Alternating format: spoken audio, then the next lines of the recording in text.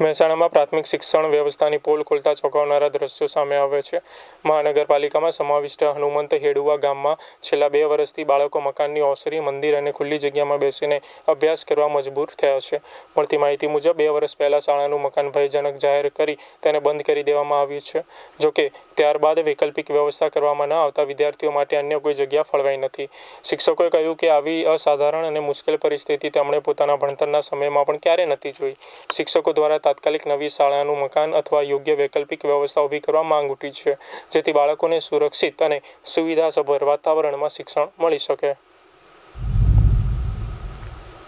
શાળા જર્જરિત થઈ ગઈ છે, શાળા ડેમેજમાં ગઈ છે, શાળાનું ડેમેજ સર્ટી પણ આવી ગયું છે અને શાળા હરાજીત પણ થઈ ગઈ છે, છતાં શાળા બનવાનું ચાલુ નથી થયું।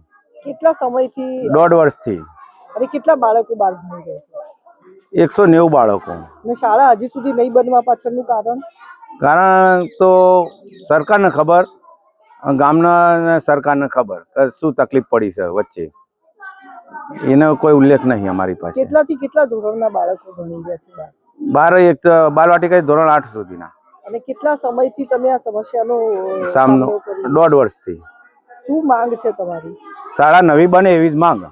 અને ગામ લોકો આમાં કઈ મદદરૂપ થતા હોય? ગામ લોકોએ અમને આ જગ્યા આપી એટલી મદદરૂપ, એમણે અમારી વ્યવસ્થા કરી આપી બાળકોને ભણવા માટેની। શાળાને લઈને કોઈનો વિરોધ?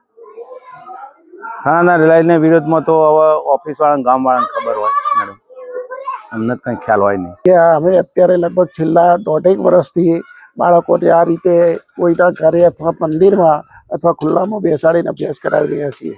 કેટલા બાળકો આવી રીતે ખુલ્લામાં બેસીને અભ્યાસ કરે? લગભગ શાળાના તમામ બાળકો, એટલે કે 1 થી 8 સુધીની શાળા છે, એટલે 165-70 જેટલા બાળકો છે અને 2 શિફ્ટમાં શાળાના બાળકોને બોલાવીએ છીએ। સવારમાં નાના બાળકો બાલવાટિકાથી 5મા ધોરણ સુધી અને બપોર પછી ધોરણ 6 થી 8 સુધીના બાળકો।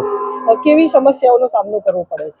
સમસ્યાઓ તો બધી હોય છે। શિયાળામાં ઠંડીની તકલીફ છે, બેસવા માટે બાળકોને તકલીફ છે, ભણાવવા માટે પણ વ્યવસ્થા નથી, બોર્ડ પણ અલગ અલગ જગ્યાએ, કોઈ જગ્યાએ હોય ન હોય એવું પણ બને, અને બાળકોને લખવામાં પણ તકલીફ પડે કે નીચે ડેસ્ક અથવા બેન્ચ ન હોય તો એમને પણ તકલીફ થાય, ખુલ્લામાં બેસવું પડે।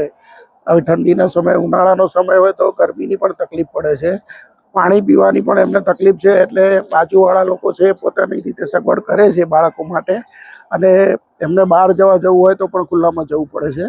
મારી શાળા તૂટી ગઈ છે અને કોઈ જવાબદારી લેતું નથી। અમને વાગે કરે તો કોણ જવાબદારી લે?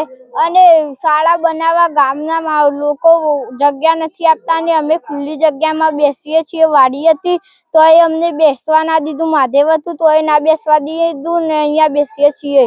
કેટલા ટાઈમથી બેટા આવી રીતે બહાર બેસીને ભણો છો? 1.5 વર્ષ।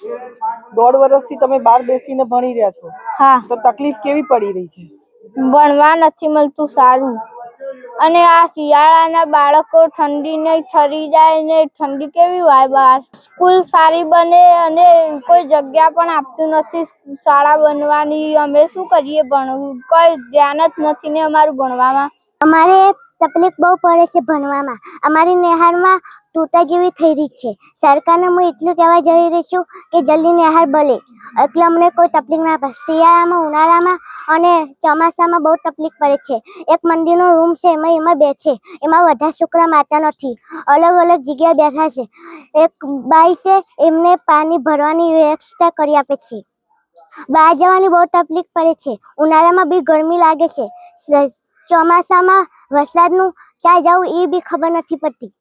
પછી શિયાળો આવે તો ઠંડીનું બાઈ બેસવું પડે છે। વહેલા છોકરા નાના બાળવાટિકા પહેલા બીજા વાળા ઠરી જાય છે।